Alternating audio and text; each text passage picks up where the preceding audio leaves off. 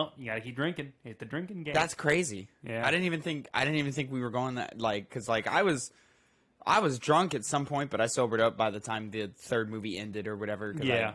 The last, like, third of it, I just stopped drinking because I was like, I don't see the point. I didn't drink anymore after that because I was too far gone. I was like losing myself. I was like, damn, you didn't even see Hoffman get hit by the... I did. That was the only part of that end movie. I remember, like, looking forward and them wrestling in the street or something. And then, like, he looks up from being in the street, and the car just boom, boom. Oh, yeah. And he's like, oh, God. Kind of an anticlimactic ending to that character, but, you know, it is what it is. It is what it is. It did come pretty suddenly. I was like, whoa. I don't even know the context he died in terms of what he had done before then. I don't remember much about his character at all. They were fighting a little bit. Yeah. Oh, you don't remember anything he did? He does some fucked up shit. I saw the mind manipulation with the torture part. Where he's, like, threatening to shoot the wife, and then shoots the wife, and then it's not the wife? Yeah. Yeah. Mind game stuff, yep. Yeah. Fun stuff, those mission pods. Well, the next time we do it, we're just jumping into banger after banger after banger, so who even knows if we'll want to be drunk, because those movies are so good. You just want to watch them. Anyways. Speaking of not wanting to be drunk because it's just so good, what's poppin', players? Welcome back to the Two Penny Gamescast, episode 102. I am your host, Tavin Bothel, here with my good friend and co-host, Connor Elliott. Say hello to the people, Connor. Hello. Hi. Ladies and gentlemen, if you didn't know, every week, Monday, 8 a.m. Central Time, youtube.com/2pennygamescast, or mainstream podcast services of your choice, me and my good buddy Connor here, we sit down and we give you the new news in the video game industry. We each come to you with two topics, 2 pennies, if you will, and we give you our 2 cents on them. But if just talking about video games isn't enough, you want to see some real gamers have some real gaming moments, well then hop on over to twitch.tv/2pennygames, in which we put on a little show called Hype, HYEP, Have You Ever Played, every Tuesday at 2 p.m. Central Time. Me and my good buddy Phil, we sit down and we show each other video games that the other has never played before. This week, we're working our way through some Spyro 3. Let me tell you what. It's a Spyro game. It's not a bad thing, though, sounds like. I mean, it's fine. It's a Spyro game. Mm-hmm. It's just more Spyro. But, you know, come watch me experience all of that for the first time ever. Twitch.tv/2pennygames. But, ladies and gentlemen, let's go ahead, jump right into it. My first penny of the day. We have a precedent on this show that when shitty things are happening to people, we like to talk about it first. We take care of the people first. We talk about the toys second. And unfortunately, the God of War Ragnarok Sony Santa Monica team has come under fire this week over on social media. So, pulling a Push Square article by Sammy Barker, God of War fans harassing Sony Santa Monica employees with unsolicited penis pictures. God of War Ragnarok was allegedly due to be dated today. This is like from like Wednesday or Thursday. There we go. But Sony delayed the announcement for reasons we'll probably never publicly know. The likelihood is that it's down to logistics involving pre-orders, but that's pure speculation on our part. As anticipation reaches fever pitch, however, fans are taking their enthusiasm to disgusting new lows. Estelle Tijani, a cinematics producer on the sequel, noted on Twitter that she received harassment in the form of unsolicited penis pictures, which so-called fans were sending in exchange for information on the game. Quote, "To the people who are doing this," she asked, "when did that ever work for you? It's certainly unsavory behavior." Sony Santa Monica's Corey Barlog has since weighed in on the subject. Quote, "I cannot believe I even have to say this, but don't fucking send dick pics to anyone on this team or anyone in this industry for that matter. They are busting their ass to make something for you to enjoy. Show some fucking respect, and we couldn't have said it better ourselves." So there's not much you can really do on this front. But dickheads on the internet are being dickheads on the internet. Yeah. But it affects people. Yeah. You know, it sucks. Don't fucking do that. You know, we're going to get a date eventually. You know, when they give us the date does not change the date. Yeah. And I saw one guy on Twitter just be like, just give us the fucking date, man. Like, let us plan out the rest of our year. I'm like, bro, what do you mean plan out the rest of your year? It's video games. Go be an adult. What are you talking about? You play it when you can. Right? That's just how you do it. So when it comes out, you play it. God of War Ragnarok landing on your top 10 list doesn't fucking matter. Like, it doesn't fucking matter. What matters is that the game comes out and the artists who make it are satisfied with the work that they put out. And hopefully the people enjoy it. Mm-hmm. You never know. Yeah. Art is subjective. You know, you have your Death Strandings, your Last of Us 2s, which recently came out and very clearly was a creative vision that, you know, some people were into, some people not so much. But in terms of Ragnarok here, like, I don't think there's any debate that everyone is super, super excited for it to come out. I'm excited for it to come out. I'm anticipating it highly. But it'll come out when it's ready to come out. And they'll announce the date when they're ready to announce the date. I actually prefer them taking their time and saying, hey, man, I mean, it's coming. We're going to give you the information you want. It's not going to be canceled by any means. It's just that, you know, things are happening behind the scenes. And, yeah, we could give you a date now. But, you know, either pre-orders aren't working or the date they chose falls on some holiday in some other country that they can't, you know, impede on or something. Like, you know, it's just weird logistics, probably very boring reasons as to why we're not getting the date this last week. Well, you know, what you just said is very reasonable, Tavin. Very reasonable. Yeah. For if you're trying to look for the logical path for why not to send dick pics to employees at game companies. Connor, are you suggesting that maybe if you send unsolicited dick pictures to people, you are not a logical person? A good term for those people are dregs of society who send dick pics to people. It's kind of weird. It's really weird to do that. Like, what kind of person? So fucking weird. Does it's that? So fucking weird. Someone you don't know, like just some random person on the internet, like fucking what? And unasked for. Like, don't just throw your dick around. Like, what are you doing? Fucking weirdos. Yeah. It's kind of fucking Anyways, and then I did see an outpouring of support from people online and the industry at large, and just saying, "Hey, man, that sucks. We're excited for that game for whenever it comes out. Don't let hopefully this isn't getting y'all too down or anything." Sony Santa Monica put out an official statement of like, "Hey, yo, we're working hard. Don't harass us." And then I saw tweets from journalist folks, Alana Pierce stepped in, being a high-profile image in the industry, said, yo, this shit sucks. Neil Druckmann of Naughty Dog jumped out and said, hey, man, I'm excited to see the game. Sucks that this is happening to you. Just a lot of love came from everybody else, which is always good to see, always nice to see. Kill the hate with love. You know what I'm saying? Yeah. Or Stones. or stone them. Yeah, that's work. It's fine. Both of them are very good reasons. Right. Connor? Speaking of hate, it's become clear to me that Suckerpunch hates me. Yeah. They just fucking hate me. They don't like me. They don't like me. And it's unfortunate. No, I'm kidding, of course. What's wrong with love? I'm kidding, of course. But Suckerpunch, to celebrate its 25th anniversary of being open, July 1st, put out a statement that caught a couple of people's eyes. And you know what? I think it was uncalled for. You didn't need to do this. This hurt my feelings, Suckerpunch. And if there's one thing that matters, it's my feelings. Some random guy on the internet. You see, though, Tavin, you knew this was probably the case, but, I had other people didn't. There were rumors. There were things happening. People were anyways, let's get to the story. Quote, as we approach 25 years since Sucker Punch first opened, we're proud to look back on the legacy of characters and stories we've created. From Rocket Robot on Wheels to Sly Cooper and Infamous, and most recently, Ghost of Tsushima. As our games continue to grow in scale and complexity, they require the full attention of our studio. With our focus on our current project, we have no plans to revisit Infamous or Sly Cooper right now, and no other studio is currently working on projects related to those franchises either. These characters are very special and near and dear to our hearts, so while we'd never say never to reopening those doors down the road, for now, there are no Infamous or Sly Cooper games in development. We know many people still play these games even today, so we'll be performing maintenance on Infamous 2 UGC servers soon to move them to a new home that will keep them up and running a bit longer. We will eventually need to sunset these, but want to keep them running for as long as possible for players who are still active. We're also working on to put Cole's Legacy DLC for Infamous Second Son which was previously only available as part of the Collector's Edition on PlayStation Store in all territories for anyone who missed it.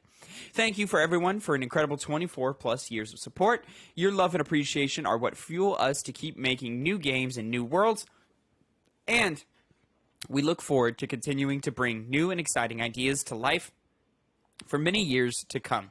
We're not ready to talk about whatever might be next, but we hope you'll keep following us when we're ready to share more Suckerpunch Productions. Okay. First of all, congratulations, Suckerpunch, for 25 years. Yeah. Going strong, man. You're kicking ass. Every game you named, you know, Rocket Robot on Wheels is a thing of the times. But Sly Cooper, Infamous, and now Ghost of Tsushima, all bangers. Congratulations, Suckerpunch. Y'all are some badasses out there. Very excited to see the inevitable Ghost of Tsushima's sequel. People are rumoring that there's going to be a standalone multiplayer title. I don't know. Who knows? I'm excited to see whatever comes from Suckerpunch in the future. Sly Cooper and Infamous are some of my favorite franchises, and it's saddening to say, hey, man, we're not doing anything with those. Yeah. Nothing? There's so much potential there, man. There's so much potential. There were rumors that the Concrete Genie guys, I forget the name of the studio now, were working on Sly Cooper in some shape or form, whether it was a remake or a new entry altogether. That I was like, dude, that sounds great. Concrete Genie had a great art style. That would match the Sly Cooper formula. The level structure of Concrete Genie, I could see that easily adapting to Sly Cooper levels and so forth. All they would need to do is figure out their combat, and then they're there. So it's sad to hear that rumor doesn't seem to be true. Infamous, I'm just hoping for a remaster collection to come to PS4, PS5 in some shape or form. I guess that's not happening either. That's unfortunate. But, you know, I've still got hands on a PS3, so I can still go and revisit these titles. I think Infamous is available through PlayStation Plus Premium. I don't know that. I would expect it to be certain, though. Well, Sly Cooper was on PS Now, but it got dropped from the PS Plus Premium. Yeah. Which is unfortunate. You should know these things right at the top of your head. I know. Yeah, you would think I would know these things. No, absolutely not. Yeah. Anyways, come on now. Here we go. Infamous did have potential for more stuff, but obviously Sucker Punch is busy with, as you said, Ghost of Tsushima, which is a game that hit harder than we possibly could have probably imagined. I mean, it was one of the bigger games of the year it came out. Oh, yeah. And it was a great game. It was a great game, yeah. But it is disappointing, because I remember when I got Second Son... Infamous 2 is on PlayStation Premium. Infamous 1 does not seem to be. Oh, really? Yeah. One's into the ether, I guess, huh? I guess. I don't know. That sucks. That's a great game, too. Yeah. I just realized I'm not hearing you in my headphones, Uh-oh. which is annoying me. Oh, that's why. Is my audio not been picked up this There we go. time? No. That part's fine. I've just plugged it into my head. Anyways.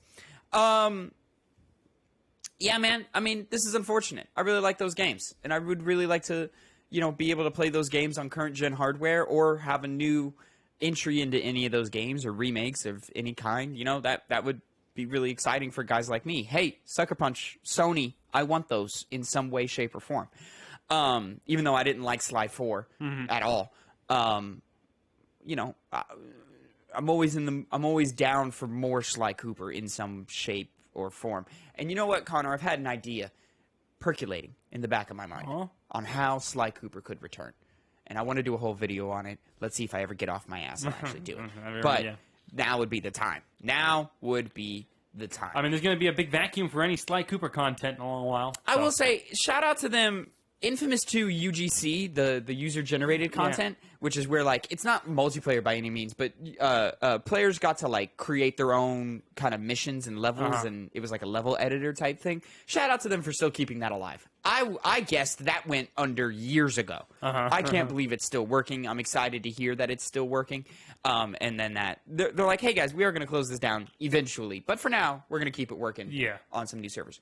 Shout out to them for that. They don't need to do that. They didn't. I wonder how many people are playing that right now. I can't imagine it's many. It wasn't very good. Maybe in the double digits? Yeah, somewhere in the double digits, I would imagine. But, there's people still doing it, and shout out to them for taking care of those people, man. I appreciate that, definitely. The fans. Huh? Looking out for the fans. I'm saying. I'm saying. You only played. You never had a PS3, so you only played Second Son. Yeah, You which- weren't too into Second Son. I enjoyed the first time I spent with it. Yeah. It's a game that lost my interest over time, but initially it grabbed me. It was the best game on the PS4 because it was the only big. It was in those PS4 early game. days. Those early days, yeah. Where I was starving for content, so it was Yeah. a nice breath of fresh air. So I actually do have fond memories of Second Son. Looking back, I still think it's a really solid game. Yeah. It's just, to me, I think it is just definitely the weakest in the franchise, which is unfortunate because, you know, there was quite a bit of years between the first game and Second Son.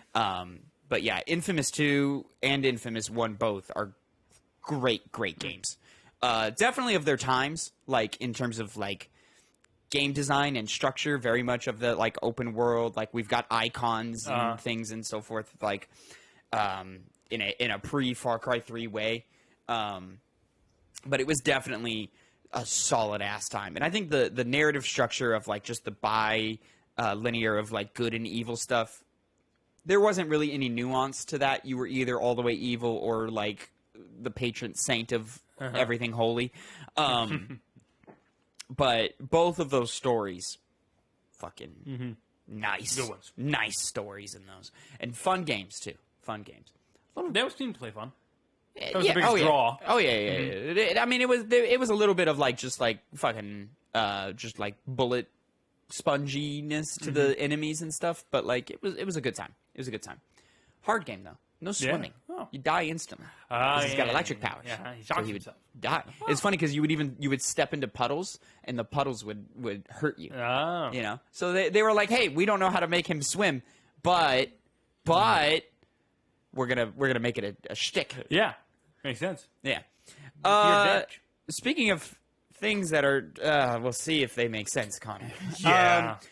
Sega is looking to do some TV stuff, and you know what? I'm not all the way opposed to it, but let's go ahead and jump into some details here. So, IGN report by Matt Kim: Sega is looking to adapt Atlas games for live-action TV and movies, including Persona. Sega is looking to expand. Sega is looking to expand further into film and TV by exploring potential live-action adaptations for games developed by Atlas.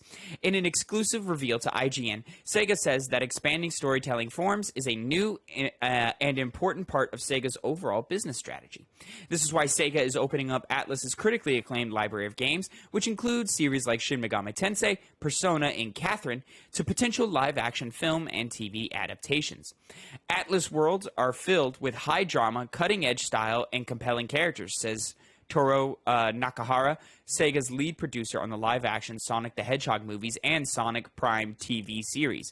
Quote, stories like those from the Persona franchise really resonate with our fans, and we see an opportunity to expand the lore like no one has seen or played before. Nakahara, who is also Sega's head of entertainment production for film and TV, adds, quote, together, Sega and Atlas are working to bring these stories and worlds to life through new mediums and for new audiences. Sega didn't confirm which production companies it's interested in working with, other than to say that it's currently exploring live-action film and TV projects with various studios and producers. And then it's just an update on what Sega is, who Atlas is, and then the Persona ports coming to new-gen consoles. Connor, how do you feel about this? How's this itching you? You know, you like yourself some Persona. I think you like yourself some SMT. Yeah, I like the style of it. You know, you're in the process of maybe playing some Catherine. Yes, yeah, I'll be definitely doing that soon. Yeah. I like their stuff for the most part. It's just, I don't want this. Not really at all. No. When it comes to live action TV and movies, I'm just really not that crazy about them for the games and movies. You know, Last of Us has a chance to be interesting because it's naturally a cinematic game, as I especially found out recently. So it works in my mind more than something like, you know, Persona. Like I don't need a TV or movie adaptation for further enjoyment of that kind of show. I just need to wait for the next game to come out, and then I'm good. That's kind of my good limit of Persona, playing the video games. I don't really need much more than that. Sure, for you. I see the expansion of these, and I feel this way about all the live-action adaptations, or just any types of adaptations from video games into TV and movies, that, you know, as a way for people who aren't going to pick up a controller to still experience these stories and these characters and why we love them so much. It's why I am excited for the Last of Us HBO show. It's why I am interested in a potential Uncharted 2 movie. It's why, you know, I didn't revisit Season 2, but I did really enjoy Season 1, especially because I watched it with my family, and my family was able to kind of figure out why I was into The Witcher and why The Witcher is kind of cool for me. I think when it comes to Atlas games, I think easily Persona fits into this mold of television the best and the easiest. You know, you spend half your episode in high school doing some high school drama stuff, and then the other half you're doing cool action CG stuff, or maybe we get like really stylized, like in a Love Death. What is it called? Love, Death, and Robots. Yeah, like an episodic miniseries. No, Love, Death, and Robots is a fully CG show. But there are certain episodes that go like hyper realistic with the CG animation and so forth. So like you almost can't tell it's CG. And then there are like every episode is different and it's styled in a different way. I haven't seen anything. I just know the concept of the show. Yeah, they even do other things rather than just CGI. It's really any animation goes. Yeah. What they design. So you know, I think maybe like if we're to adapt maybe a Persona 4. Or something. You know, you have your characters running around, or we take the same ideas. You have your characters running around high school doing their fun little high school drama stuff, and then they hop into the TV, and then it turns into an animated show or something. Yeah. I don't know. I think it'd be kind of neat to have that kind of duality and the creativity that could come from that, and you know, just sort of the fun, unique perspective that I think TV could give us in sort of the world of Persona is really, really interesting. Something similar could happen with things like Catherine, you know, bouncing between going through the pub and hanging out with your friends to now being in a dreamscape world or something like that. But I just don't know if Catherine, from a visual aspect, would work. You know, just seeing a character climb the tower, I don't know if that's interesting. It's not dynamic. They could do some cool things with cinematography, but I think the dynamic of crawling up a tower would be very limiting. And how long does that tension last? Yeah. Maybe like a short series, 7 episodes or something like that, 6, 7 episodes. Persona could be a long-standing thing, 12, 15, 24 episodes, whatever they want to do. That makes a little more sense to me. And then SMT I can't really speak to, but I don't know if any... I think really Persona is the leader here of if anything's coming to TV, it's going to be that. Yeah, it'd be most likely to be. Yeah. Or maybe Catherine would be a cool movie. Catherine could be an interesting little movie or something like that. But we'll see. Probably far off if it does happen. Do you think any of this actually does happen? I mean, maybe. I don't know. I think... Let's take it really dumb. I mean, we have Persona animes. You do, where they just take the cutscenes of the game and then flush them out and fill in the gaps with more animation and so forth. Do we need this? I don't know if we need this. And then, of course, just like it being Persona, you could just tell your own story with Persona. It doesn't have to be about any of the characters we know or anything. Like, we don't have to see Joker or the Phantom Thieves. It'd be cool if we did, but we don't have to. It could be their own little story and niche thing where they, you know, are free from the constraints of what is already known. But I think there are still like some tentpoles, like some themes and stuff, you know, where like, you know, you have to talk about humanity and who we are as a people, and then they probably have to fight a god at the end or something, you know, something like that. Well, I don't know. I'm not very hot on the whole idea at the end of the day, but What are you hot on? Not really live action TV and movie stuff, I guess. Are you hot on anything, Connor? Just in general. You're always the Debbie Downer, my boy. Big Debbie Downer. I'm excited for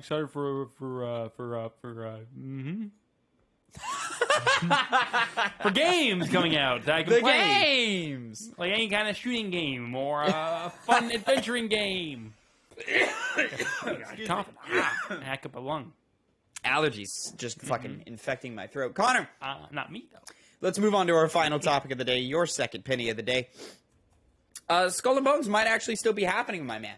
You've been doubting it. You've been a Debbie Downer on that. We haven't seen it. I have been a Debbie Downer on that. We haven't seen Skull and Bones in a long time. I thought this was going to be lost to the ages and stuff, and none of the gameplay demos we've seen have like really impressed anybody. And it being heralded by the one of the more circus-like in terms of how they're being run, Ubisoft Studios. I'm shocked that anything like this is even close to happening, but we'll find out. IGN George Yang comes to us with Skull and Bones inches closer to release with ESRB rating update. Skull and Bones appears to be inching closer to a release date announcement following an official rating in the United States. As spotted by Eurogamer, the Entertainment Software Rating Board rated Ubisoft's open-world pirate game as M for immature, saying it includes blood, strong language, suggestive themes, use of drugs, and violence. Games are usually only presented to rating boards once they're in a complete or near complete state, so that an accurate assessment of suitability can be given, meaning Skull and Bones may almost be ready to be released. Interestingly, the website only lists Skull and Bones for PlayStation 5, Xbox Series, PC, and Stadia, excluding last-generation consoles. While the game was originally only announced for PS4 and Xbox One, a long and turbulent development period has pushed Skull and Bones well into the next generation of consoles, meaning we'll just need to wait for official word from Ubisoft before its platforms are confirmed. Okay. Cool. Neat. We might see Skull and Bones. Yeah. I mean, that's what this pretty much indicates. At this point, like, you're almost going to need a full re-reveal of the game. Like, yeah. What does this game look like now? Like, is mechanically, how does it play? Like, you know, it first came out and it seemed like we were just the pirate ships and no one was really into that idea. And now you look around and you see Sea of Thieves kicking ass with all the content they're putting out and that player base that they've amassed. Like, that's your competition right now. Yeah, it's already pretty big. Yeah, like, and you know Ubisoft is looking for a new games of service game. It seems like Assassin's Creed is moving into that play with all the rumored Assassin's Creed Infinity stuff going around. But this one you smell DOA from a mile away. You don't know, Tav, and maybe have a really cool pirate game. Maybe. A cool classic ship going on land pirate game. Who knows? Who knows? I'd be super into all of that, but we haven't got it yet. We haven't got it yet. So, let's see, man. And also Ubisoft being Ubisoft and putting out Ubisoft-type games, like, I just don't know. I don't know. And also this is from the Singapore studio, which is constantly just riddled with harassment and management issues and all of that issues. So don't forget about any of that. We hope something's happening over there, but it's unlikely to be the case. Connor, anything else to say about Skull and Bones? Not really. I mean, it's a game I never really had much special appreciation for. I thought it admittedly looked pretty cool, but was confused, like a lot of other people, about can we do anything else other than just ship battles and customization? Exactly. Never got the answer to that. And so it's like, okay, you do have to do another revealing, as you said, and that would entirely have to be, the deciding factor of whether I'm interested in this or not, as of right now. Moving on. Connor, something. It's time for our What We've Been Playing segment. File Last of Us test section. I know.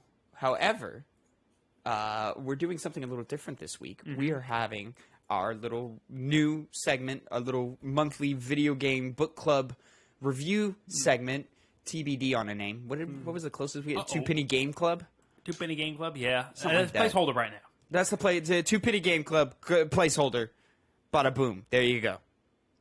Set to be changed. So, ladies and gentlemen, this is going to be a breakout little review as well, but it is still staying attached to the Two Penny Gamescast episode 102. So we are going to reintroduce ourselves here, but if you've been listening, just stick along.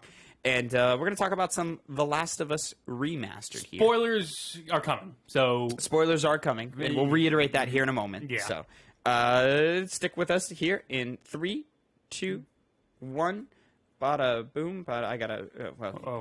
I can't decide how I want to take my time code, and that's what's killing me here. What's poppin', players? Welcome back. Well, actually, welcome to the first ever Two Penny Video Game Club. I am your host, Tavin Bothel, here with my good friend and co-host here, Connor Elliott. Say hello to the people, Connor. Hello. I did this introduction 5 minutes ago. It was 20. Now, what Connor's referring to is this is attached to the Two Penny Gamescast episode 102, in which you can find over at youtube.com/2pennygamescast, along with this video review and mainstream podcast services of your choice. Now, this here is something we're going to do monthly, is we're going to sit back, we're going to play a video game on the side, and we're going to come back and review it, maybe rank it against other games that we've reviewed in the series. But we thought with the release of Last of Us Part 1 incoming, we thought it'd be a good time to play, replay, and re-review The Last of Us Remastered. Now, I do want to get this ask the question out the gate. When was the last time you played Last of Us? I played Last of Us the day before Last of Us Part 2 came out. Yeah. I didn't know if I didn't remember if you would have played it afterwards. Makes sense that you didn't. Because you did play Part 2 again, but not what is now Part 1. I've played Part 2, I don't know, 2 or 3 times now. Yeah. The first, I can't say Part 1 because Part 1 is coming. Yeah. Remastered, I've played dozens of times. Countless times. I was in love with this game when it came out. I got it day one. I had the bug that happened to all day one players where all of our save files got corrupted and we all had to start over. That was fucking fun. And then when it came to Remastered and you were able to pick it up along with a bunch of our other friends on PS4, you also played it a couple of times yourself, which is unlike you. You're not a big replay guy. No, but it was a very captivating story. The Last of Us Part 2 became one of my most anticipated games based off of my experience with the first one. With the last time I played this was when the remaster... It was... when was it? I don't know. Because I replayed it multiple times, and I don't know if I think I played it like a couple years down the line afterwards. So I want to say like maybe 2018 was the last time I checked this game. Okay. Sort of in anticipation for Part 2, but not anywhere, like we weren't close to Part 2. Yeah, I definitely didn't do it beforehand, right beforehand. I've definitely, I've played it more than you, definitely. Yeah. I've platinumed the PS4 version of the game, did a bunch, we both played a bunch of the multiplayer, loved it. Multiplayer was great, yeah. And for this here, let me go ahead and get the video playing here, just so people have something to watch. But for this here, we're just reviewing the main game. We're leaving the factions multiplayer out of it. And Connor, revisiting it all these years later, a couple more playthroughs under your belt, in a post-Last of Us Part 2 world, what did you think this time around? Well, the game sucked me in right away. When I booted it up, when it introduced the two starting characters of the show, Joel and Sarah, his daughter, the moment that happened, when it was feeding me dialogue, it was prepping for what was about to come, instantly sunk in, and it was in the mood to play the game. I was expecting to maybe kind of like, because I had other games that I was playing at the time, wish to play those games and just get done with Last of Us, but that was never really the case. I was wanting to finish it in anticipation for the show, but beyond that, I was, always willing, just on its own merit, willing to play the game and wanting to play the game. I would think it'd work. Oh, I'm gonna go home, gonna eat, then I'm gonna play some Last of Us and revisit that, see how the rest of the story plays out. My estimation of this game on its own, apart from Last of Us Part 2, jumped, I guess I could say. I wouldn't say it's better than on my top 10 list of video games of all time. I wouldn't raise it any other points, but my appreciation of it is increased just because I enjoyed revisiting it and appreciating what made the game so great in the first place. And one of the things I did also enjoy was playing it now that I had Last of Us Part 2 on my mind. I've when we were talking about it, talking about it a lot after the game came out, I had said I wasn't too hot on it overall. I thought the writing was flawless. I saw a lot of people complaining about that, but I never found it to be true for myself. But I never was emotionally invested in that game. Part 2. Part 2, yeah. That remains the same, but I feel like if I were to go to Part 2 again, I would feel something because the impact of what happens in Part 2 really hit me near the end of this game. That was the big change in emotion compared to the last times I played this game, because I was now knowing the context that all of this is going to start a downhill trend of pain, suffering, all these different issues, while also adding to another well-made game, because I still like The Last of Us. I still really like the combat and the gameplay, even if the melee combat was a little bit outdated. But a little bit outdated, yeah. Okay. But I definitely see the big jump in quality in terms of gameplay, just raw shooting and moving around in Part 2. But most importantly, in the melee combat, which just I have I guess I have a greater appreciation for that in Part 2, knowing how far it came from where it once was, and able to make a fun melee combat experience off of something that didn't really have the best one. They laid the cool groundworks of using disposable weapons, crafting shivs, which you could use to grab people and then stab them really quickly. All those kinds of things.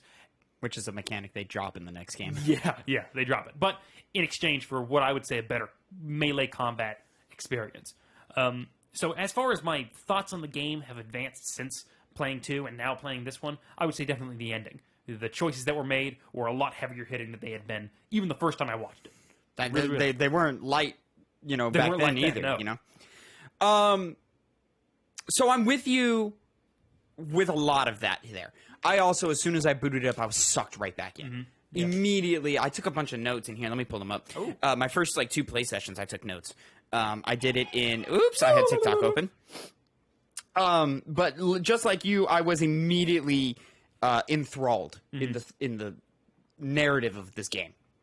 Immediately, I was into what we were doing with dialogue and subtext and lighting and environmental storytelling and all of those great things. All of those things that the game originally got praised for, there's a reason they were praised for. And a reason I've always said, I believe in terms of narrative in games, there is a pre and post Last of Us world where games before The Last of Us, sure, had stories and some of them were good, but they didn't really enthrall you in that way until The Last of Us. And it wasn't until the first Last of Us game that I feel like that's when narrative backbone in video games really had to step up their game across the board. And to where there was an argument to be said for people who were like, yeah, I like video games because I like playing video games. I don't give a shit about the story. I skip cutscenes, all of that. I think in The Last of Us, if you skip cutscenes, you're missing the majority the majority of the game. You're just missing the point. And I think that carries on forward in future Naughty Dog games. And I think also along with that, games in the industry as a whole. You look at your Witcher 3s, you look at your God of War 2018s, you look at even smaller games to where you don't really care about stories they didn't start taking their narrative story, but the tone in which they took their world changed. Resident Evil 2 Remake, I think, is a great example of that, where you look at the original Resident Evil 2 and even every other Resident Evil game in the series, they take the piss whenever they can. They don't give a singular shit about what their story means or how their characters being introduced matters or any of that. Resident Evil 2 Remake, very clearly, it's it's still B-movie horror, but just the tone in terms of presentation very clearly takes influence from The Last of Us here. And then a lot of my early notes are all focused around these ideas of presentation, acting, music. All of those are at a 10 at all times. My literal first note is acting is so good. And then the last note I took, because I didn't take notes past this recording that you see right here, is Troy Baker is elite. Because he really is elite in this game. This is his best performance by far. Yeah, I don't think that's really in question. I mean, he has great other roles, but this is exceptional. And then, but there's, immediately I was also, before you even get into real gameplay, I immediately started finding shortcomings in this game. And I think the age of the game, we're 9 years deep. We're encroaching on 10 here. And there's a lot left to be desired from this PlayStation 3 game remastered for the PlayStation 4. You and I both played it on PlayStation 5s, but that doesn't matter. It's a PlayStation 4 remaster. And I should say, I played the full game beginning to end, and then I also went and played the Left Behind DLC. Did you have time to play the Left Behind? Yeah, I stopped it when it was introduced into the story. Into the narrative and played it there? Yeah. Which, that was actually one of the other things I thought was man, it would have been seamless. This inclusion of this, if they'd chosen to do so, it would have been perfect. It would have fit perfectly. Yeah, as a remaster. I'm going to touch back on that when we later on down the line when we talk about the remake. And the necessity of the remake. But a lot of the things that are very clearly are not aging well. I mean, you talk about the gameplay, like you're still like enjoying it and stuff. Yeah. I actually found the gameplay to be very rough this time around. It's the first time. It's not the first time. When I played it right before Last of Us Part 2 came out, I felt it there too, where I was like, oof, this melee combat does not feel good. This time around, the shooting did not feel good at all. And there is a little bit of like having to bend to the will of the game in this game, which I do appreciate. But overall, I felt the shooting, like the sway of the gun does not feel good. And I understand there's like upgrades and things you can do to improve that. That immediately became a priority, which in that case, is there really a choice if, you know, if I'm just like, fuck it, I need to save up for the weapon sway. I need to. Like, I don't have other options. Like, I need to get this under control right now so that I can progress at the pace I want to. What difficulty did you play on, by the way? Normal. I just kept it a normal, neutral experience. I played on hard. Because, funny enough, that's also... I don't know if it's just because of the last time I played the game and it just defaulted to that. But, like, it was set... Like, when I hit start in new game, it just started on hard. Oh, really? So I don't know if that's like the difficulty that they intended the game to be played at, or ow, I just fucking hurt myself. Or if there's something else going on there. But yeah, the weapons I don't think felt good. The melee combat I think is atrocious in this game. It does not feel good to punch enemies. It does not feel good. It used to feel good to use your weapons, and especially when you attached like scissors to the end of them for one-hit kills and stuff. That used to feel really good. Now I think it leaves something to be desired. And also the spacing with you and your enemy NPC, I felt always got in the way. I found myself swinging and missing on hits that I felt like I shouldn't have missed quite often. On top of that, wow, the AI pathing in this game is ridiculous.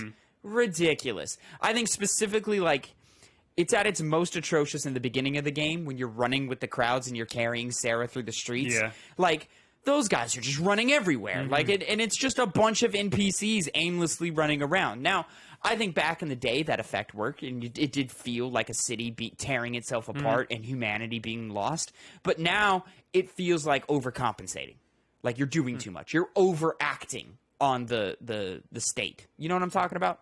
And not necessarily. I didn't really see much of an issue with that. I mean, obviously the combat, the melee combat, definitely pretty solid points on all of those. Yeah. I didn't hate it like you probably sound like you did, but it definitely wasn't good, and I wouldn't defend it. Oh, and it's just the fact that, like, the lack of a dodge, which they introduced in the second one, of any kind, like, just, like, being able to, like, I don't know, press square or circle or something and just dip to the side, like, is detrimental here. Yeah. Because, like, no matter what, if an enemy is in melee range and they take a swing, they're going to land their swing. And there's nothing you can do about it. Yeah. I found myself even...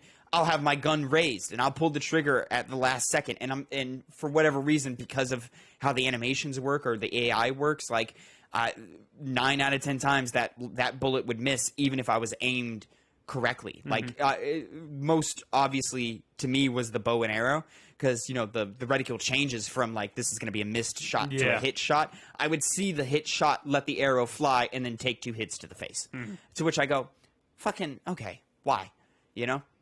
Oh, I always thought the bow and arrow was really only useful in stealth situations. I mean, it doesn't even kill in one hit as it does in stealth, as opposed to, you know, in main combat where you have to use 2 arrows to get them to knock something down. Yeah, and it was just you know, different situations for different things, and then you know you have to kind of base, or you have to kind of judge. You know, I have 9 arrows. I have 2 pistol bullets. I'm going to use my 9 arrows. You know? Things like that. Which I think all of that works pretty well. You're always short on the ammo you want to be using, but you're never helpless. So I think that balance is correct. Yeah. You know? Even though they clearly cheat sometimes, and they're like, all right, he's out of ammo. Here's 6 shotgun shells dropped from one enemy. Okay, sure, thanks. I'll take it, yeah. Yeah. It doesn't feel natural, but it works for what it is. Sure. And I think a lot of this is just because the game is so old. Well, not so old, but it's aging. And I think these are the elements that are aging the most. Graphically, I think the game mostly holds up, though the difference between gameplay and cutscene is staggering. And I think there are moments when they do the in-game engine cutscenes to where the game almost looks like a Telltale game. Like, that's how, like, clearly animated, cartoonish it looks. When they jump into the pre-rendered cutscenes that are used to emphasize the more important moments, I think for the most part, those still look pretty good. Though sometimes, depending on the lighting, they kind of almost look like Gmod fan-created CG scenes, you know what I'm talking about, that you'll see on the internet. Those and can be good looking, though. And those can be very good looking, which should tell you how far the technology's come. But, you know, like, the fact that this is like a AAA game and is boasted for, you know, narrative storytelling and the fidelity of the world and stuff. And granted, 9 years later, that's not fair. But, you know, those things are starting to age and so forth. But overall, beginning to end, I think the story is phenomenal. Yeah. I think it's still great. Something that we talked a little bit last night while we were hanging out is that the pace of this game, masterful. It's never boring. Masterful. It never feels like parts go on too long. It's just... There are you're going moments on your where it's journey. clear, like, it is of the era of get the player back on the stick, and they start inserting combat in moments that you don't need combat. I think specifically... when you're hanging out with Tommy and Ellie goes and runs away and you have to go to the house and stuff, and every single combat encounter is forced. Yeah. And we didn't need a single one of those. I know. Like, it could have been 15 minutes uninterrupted, no combat. Ride your horse through the woods, get to reflect on your thoughts and your feelings and stuff, get to the house, have them blow up on each other, they ride back in silence. Yeah. You know? And then Joel makes his choice. I think the cinematography, the acting, the writing, all of those things are perfect. But when you, for no reason, are just, like, you're just rolling through the woods and then all of a sudden you get ambushed, I understand there's, like, an argument to be made of, like, oh, but that's the state of the world. You could be attacked at any time. But you were chasing her past their hideout where a bunch of them were. Yeah. Which defeats the point of How did she get by. there? Yeah. You know? And then even more on top of that, it's just like, sure, that's the world of The Last of Us. But you've established that throughout the entire game. Yeah. In this moment, for the purpose of narrative, live the story beats out. Don't be afraid that we as the player are getting bored. And I think they're better about this in the sequel, or at least they hide it better in the sequel, where there's clearly like segments of, here's long stretches of just gameplay. Here's, we're narrative focused here. And then there's moments where they're mixed in between.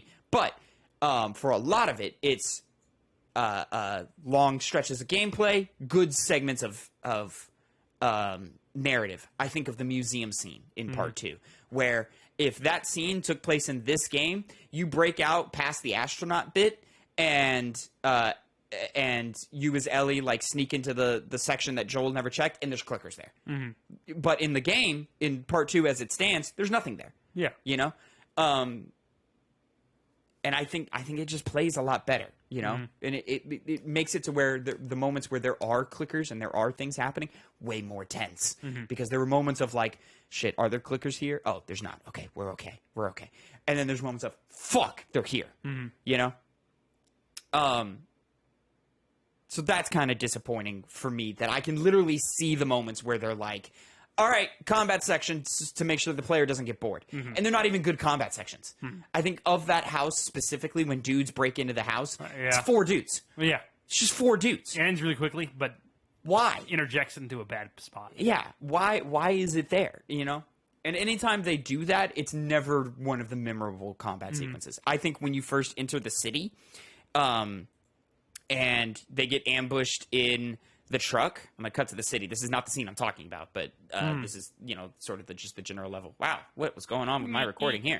You know, this hotel sequence specifically, I think is a great level. I love the city. I think it's the city is just back to back to back awesome combat encounters. It is, yeah. You know, and then it's finished with such a great note of how the Sam and Henry story ends. All of that's great. You know, I think from stem to stern, there's not a bad section in this game. There's just moments where you go, wow, I wish they had made a different choice here. Yeah. But this, well, I agree. The spring, summer. This was the summer, right? This is the summer, Yeah, right summer. here. So definitely the best segment of the game overall. I agree. I would say, though, admittedly, narratively, it's probably the weakest. But it is. But that's just because it's the part where it's the less, like, it's just not as apparent here. No, but it does. But even though that's not happening, it does a good job of having the state of the world, as you were talking about before, shown in its best way of what you understand why, even though the QZ is shit, why people live there when you see the horror of this one, and even what happens in the winter when you have the chance of being captured and, spoilers, eaten.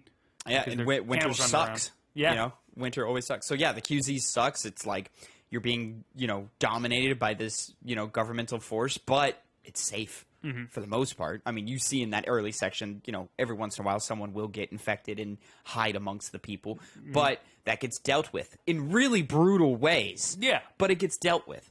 So there is some security there. You just have to give up some freedoms for that. And I think a lot of that is really, really interesting narratively. But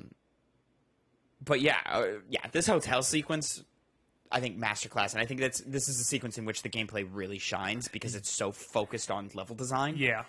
Which I think across the board, the level design is also pretty solid. There's never a moment where I'm like, where the fuck am I going? Yeah. I take that back. There's a couple moments in Billstown where I'm like, where the fuck am I going? Really? Billstown? Yeah, I think of one section in particular when you're in the suburbs and you're cutting between backyards and stuff. It's where they have, if you didn't pick up the bow and arrow where it first spawns, they have that secondary spawn location for it. That area, for whatever reason, I always get lost there. Huh. I don't know why. I would just go to the left. I just miss it. I think the way it's laid out and designed, I want to go towards the houses. And that's not where the progression is. So then I sit there, scratch my head, and go, where do I go? Oh, this is where. It's one of the very few times it ever happens. Yeah. But yeah, literally all of summer, from stem to stern, the second you enter the city and get ambushed, all the way to even in the sewers where you're fighting all the clickers and bloaters and stuff like that. I think all of that works. It does, yeah. Yeah, what a game. Really is still just a really, really good game. It's just got its shortcomings with age. I like all the crafting segments. I think the using the pills or the supplements to upgrade Joel and all of his capabilities are a cute in-world way of getting better and getting stronger and feeling like you're progressing. But I just don't know if it's executed on in the best ways. Fighting the training manuals, I think, is way better in that sense. Where you find a manual, go, oh, if I do it like that, my shiv will last longer. Okay, that makes sense. But when it's like, pop some pills, now you can stab a clicker. You didn't think to stab stab the clicker. What are you talking about? I have to pop pills for this. You know what I'm talking about? And then, oh my gosh, as we're coming up here in the footage, the moment of Ellie coming to defend Joel for the first time, and then in that sniper segment later, those are great narrative beats as well. And the narrative of this game really holds strong. And they're told in a very natural way because at this point you got separated from her. You're just doing things on your own. And just, here's another cinematic moment that's happening. It's a pretty serious one, but it resolves in a character growth moment. Character change moment. But it also, has a very short and sweet moment where the characters are mad at each other. Yeah. It doesn't last too long. It lasts, honestly, it could have gone longer if they wanted to and still be acceptable. But I think what they did here was smart. And you feel for both characters. Yeah. You know why Joel is being a dickhead about it. One, because of his past trauma, and two, because she's a liability, and if she doesn't listen to him, that could get them in trouble. Yeah. But she is in the right. He was in trouble, and she saved him. So him being a dick makes her feel like shit. Yeah. So yeah, you buy into those reasons. Even better than in more recent games, like you think of the Atreus segment in 2018, where he's just a complete fucking dickhead, and you're sitting there and you're like, narratively, I understand why you're being a dickhead, but I don't relate. I don't connect. Whereas here, Ellie will throw a couple of side hand comments at you, and you'll be like, fuck yeah, Ellie, give it to him. Yeah. Because you feel for her in that moment. Yeah. Left Behind, I think, is also a pretty solid DLC. It was. It gave some well, I guess it was good. Don't get me wrong, but And it contextualized a line at the very end, the final scene of the game. Poetic, let's lose our minds together. Yeah, which made sense with their friendship and how they would want to go off as opposed to, shooting themselves. But it didn't really, because it was DLC, it didn't need to be in the game, obviously. I don't know what my criticism was going to be. I don't either. I don't know where you're going here. Uh-huh. I'll say for the Left Behind, I think it's actually really, really interesting from a number of different perspectives. One, I think the pacing is off in that DLC. When we cut back and forth between the two different timelines of Ellie trying to find medical supplies for Joel and then Ellie and Riley running throughout the mall. I understand you're doing it to get around these long stretches of gameplay where you're just looking at things and characters are talking, and so you can still incorporate actual combat in your DLC. I think it would have been a more interesting choice to just have a DLC with little to no combat in it at all. That's a tricky thing to wager, especially when it's such a short package. It came out on its own disc back in the day. It was only like $30, but $30, for 2 hours, 3 hours, Didn't remember it being that much. It was something like that for the disc. It was something like that. I think for just buying it, it was like $15, $20, something like that. I couldn't tell you. You could look it up for me though. I think the level design and the combat encounters in the quote-unquote present-day segments were awesome. Some of the best in the entire game, especially when they start mixing infected and hunters together. That was really cool. That was. There's multiple moments where you're like, all right, they're getting kind of close to each other. I'm going to throw a brick. Yeah. I'm going to throw a match on this gasoline real quick, and just watch it play out. Changes up combat encounters that don't really happen again in the series. And it's, really happen that much. It allows you for one of the very few moments in the entire game. There's really not any moments like this but they're littered throughout part 2. There's moments where you go, oh, shit's happening over there. Distraction. I'm gonna just run away. I'm not gonna kill everybody here. There's no need. I'm gonna lose ammo that way. Probably some health. I'm just gonna leave. You need ammo for the end. You need ammo for that end because you don't really have much of a choice. No. Let me tell you what. I had plenty of ammo. Plenty of ammo. Yeah, so did I.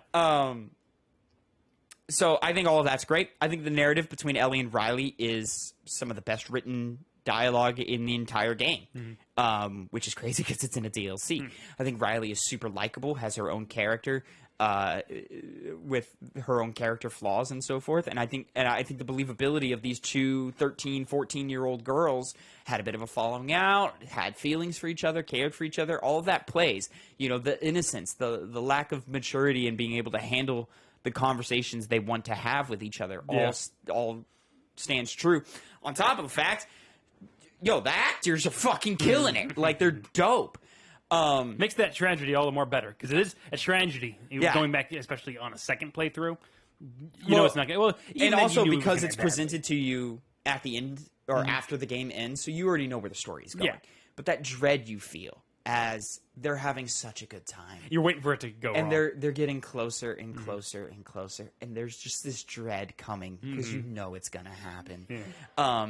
Which I think would make it very, very interesting to see if it was implemented in the game naturally in the remake, as opposed to a side little menu thing, which it seems like that's what they're going to do. I feel like they should just, because it's a remake, fuck it, man. And it's a game we've all played, insert it into the game as it stands now. I don't think we're going to lose anything from that. I think the surprise of the bunny moment where the bunny takes an arrow to the side and then you're Ellie and you're not sure if Joel's alive or dead, that part's gone.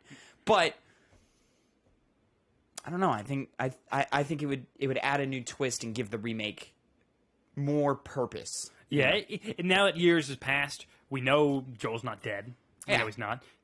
Just let it include it in the game now. It's fine now. Time is contextualized. I don't want it better as a secondary menu option. I don't want to back out of my game because it kills the pacing when you could easily just edit it in. Not easily, but you could just edit it in some a clever way or two and figure it out that way.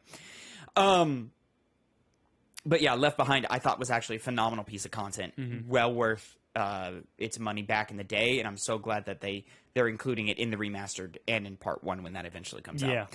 Also, very interesting ideas that they're playing with mechanically that you do see grow into part 2. There's that segment where like you lift the garage doors up and then you go and climb on it and fall down and you have to put the crate underneath the garage door. That's a very Part 2 environmental puzzle. Yeah. Like that's not something you see in the first game, but you do see it all over the place in the second game. When Ellie and Riley are running away from the infected, very much felt like sort of like the beginning ideas of sort of those horde chase moments that you see in Part 2. Very interesting to kind of see the seeds there grow and so forth. Yeah, more horror segment. The beginning, like obviously the game has a creepy vibe to it, but some moments were definitely scarier than others. That seems like it was kicked up in Part 2. Also grew in Part 2. Part 2 is scary. It is, yeah, legitimately scary. And yeah, I just think overall there's very little bad you can say about The Last of Us Part 1. Or remastered, rather. It's a little old, so yeah, graphically it doesn't look that great. I don't think its mechanics are aging well, really that well at all. The shooting still works fine, but it definitely takes some getting used to, and the game practically forces you to spend upgrade points to get that weapon sway down. I'm glad there's nothing like an inventory management system of any kind. Like, you fill up on scissors, and it's ridiculous that it's like, I don't care about smoke bombs. Can I empty out the space used for sugar packets and you know, hold more alcohol or hold more anything, bullets, anything? Why is that thing? And that's still a problem in Part 2 as well. I wish, you know, there was some more balance that I could do there. But at the same time, I'm also saying I'm kind of glad there's not more balance there. You know what I'm saying? Yeah. The pace and the writing of the game is superb. The pace is better in this game than it is in the second game.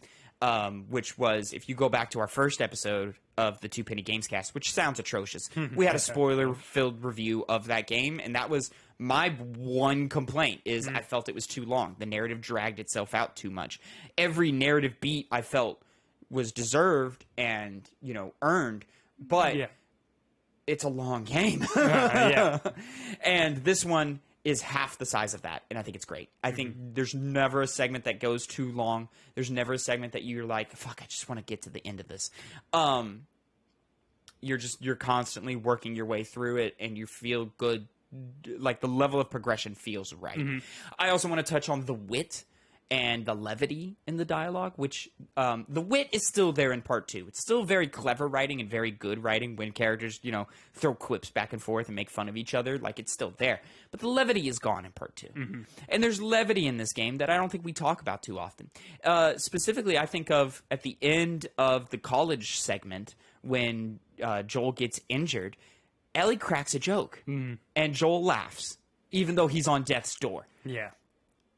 It's appreciated, you know? Like, I like it. It's cool. It's nice to see these characters be real characters. Especially with how it all plays out in the end with Joel's decision to, you know, sacrifice the world, essentially, for Ellie. You know, combined with his trauma and how much he grew with her over the course of the series, due to all of those great moments that are paced well, it just made, even though you can have your different opinion on whether that was the right choice or not, it was effective to the relationship between the two main characters. I mean, it was what the game's all the about. wrong choice, but we understand why he made that choice. And I think there's also so much intent behind both narratives in terms of 1 and in Part 2, where I think the intention of this narrative was supposed to be very satisfying. You know, you as the player, as the consumer, are supposed to see these you see these characters be estranged and grow close, and you want them to grow close, and seeing them progress like that excites you, and it makes you feel good, and you like seeing that. And then at the end, when Joel makes his choice, you're on board because you saw all those steps, and you don't want that to feel wasted. Part 2, the intent is to be unsatisfying. And you can have a debate on whether or not you like that. I think they executed on that intent perfectly. And, you know, in a lot of ways, I like the narrative in Part 2 better. But just on the opposite side of the coin, I like the narrative of this game better. This one's easier to consume. It's not as heavy, even though it is a heavy game. It's easy to go back and revisit, and it makes sense why this is the story we're going to tell again with the HBO show. This is why we're getting a remake of this critically acclaimed video game here, like, and all of that. Speaking of which, Connor, after playing this game, I want to talk about sort of the necessity of remaking this game. Is it needed? Do we need that? Is there something? Is there a reason beyond just a technical improvement, making the graphics prettier, for why we need that?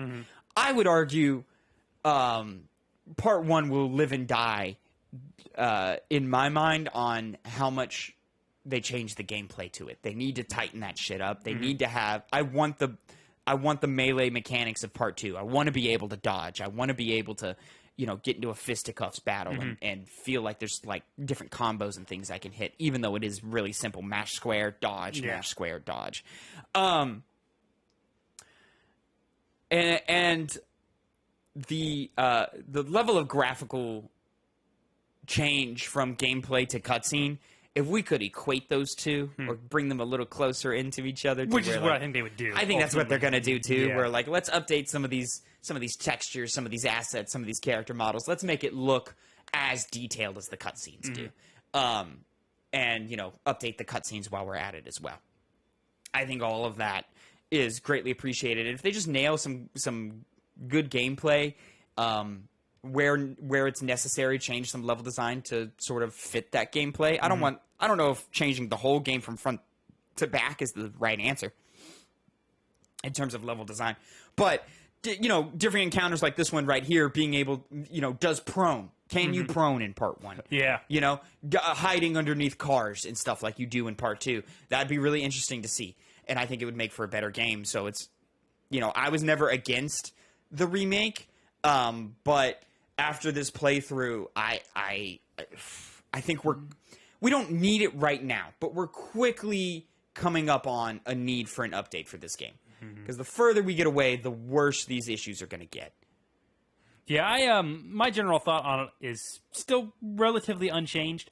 A lot of the value I get from Last of Us in general, is from the story, which I will experience the same way regardless of what they do. Don't touch that. Don't do it. They're not. Yes. Well, I hope they don't. But the thing with me is... Other than put Left Behind in the middle of the game. Yes, other than that. But as far as gameplay improvements go, well, there's definitely room for improvement, and I think they're going to execute on those improvements perfectly. I have no doubt of that. It's a question of, do I want to have to experience that again, even with the advanced gameplay? And my general thought on it is not really, solely because there's, like... If there was nothing else really out, I was clueless on what to play, I'd go for the $70 purchase, which is also the big drag for me. That's a problem. Yeah. I would go for just part one story, for no multiplayer. Yeah. Part two is still trapped in quotes on the PS4. Yeah, for $70 you could have just thrown in part two as a bundle. Yeah. But I would still probably pay that if I was bored and nothing really was out that I was interested in playing, and I'd like to just revisit this again, because I would like those improved gameplay bits that I'm expecting are going to come in this next game, this next version of the game. But overall, I think you can find a pretty good equal justification for not wanting to play it, while also wanting to play it. It really, I think, hinges on how much you put stock in the gameplay being better for you to get the full, perfect experience of The Last of Us remastered, Last of Us 1, Part 1, whatever we're going to call it after that comes out. Yeah. But it's just really still not for me, even after playing it. Though the appreciation I have increased a bit more. A remake is still unnecessary in my mind, but welcome, as you said, because it is dated. Certain aspects of the game aren't going to be much better further on down the line, and I would want a remake at some point. I just still think a little bit too early for it right now, especially after just getting Last of Us Part 2 and already being full on that kind of content. Yeah. No, I'd like to experience this again, but have fun playing it. See, I still had fun playing it. So I used to have fun playing it. I no longer have fun playing it.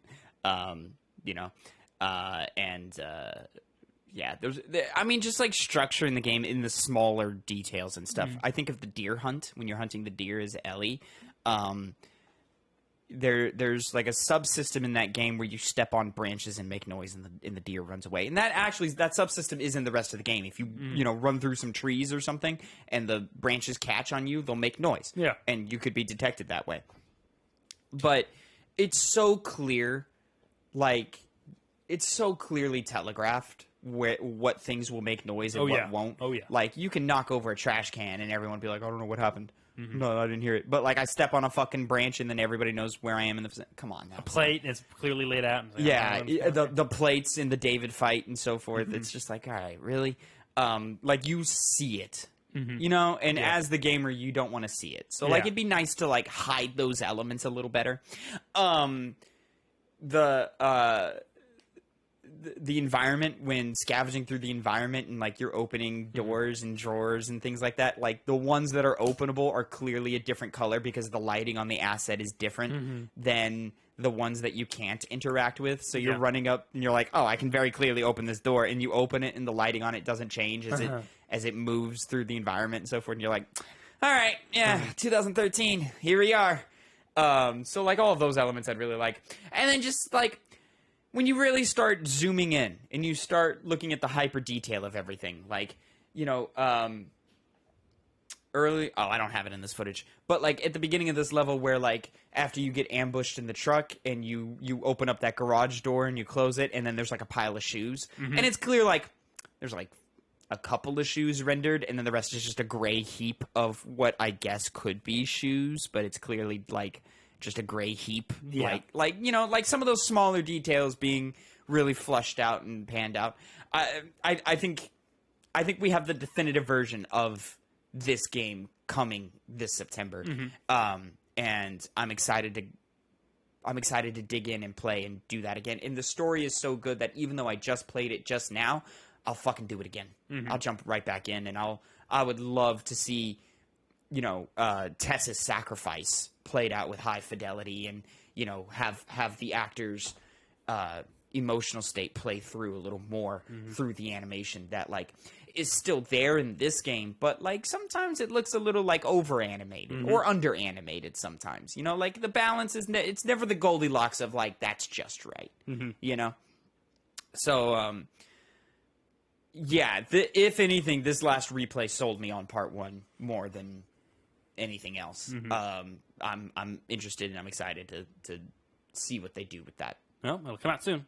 Relatively. September 2nd, something like that. September, that first week of September or something like that. But overall, Connor, Last of Us, still classic? Still good. Good game. Anyways, ladies and gentlemen, that is going to be it for our Last of Us book, 2-penny book club review. Nice book. I get, you know, we toyed around with the idea of ranking games right now. Yeah. Number one. Just number one game. Number one. I'd rank it number 2 in preparation for the next game we're playing, which is I don't know. We don't know. We'll have the answer soon. We'll figure that out. Anyways, ladies and gentlemen, that is going to be it for the Video Game Book Club. Thank you so much for watching and listening. And it's the end of the 2-penny Gamescast, episode 102. You can catch that every Monday, youtube.com/2penny Gamescast, 8 a.m. Central Time. And mainstream podcast services of your choice. Come watch us play video games live over at twitch.tv/2pennygames this Tuesday at 2 p.m. Central. I'm continuing my first ever playthrough of Sly, the Year of the Dragon. I'm sorry, not Sly. Spyro, Year of the Dragon. And, you know, come check us out. Have a bunch of fun over there. But until next time, have a great time. And Connor, say goodbye to the people. Goodbye.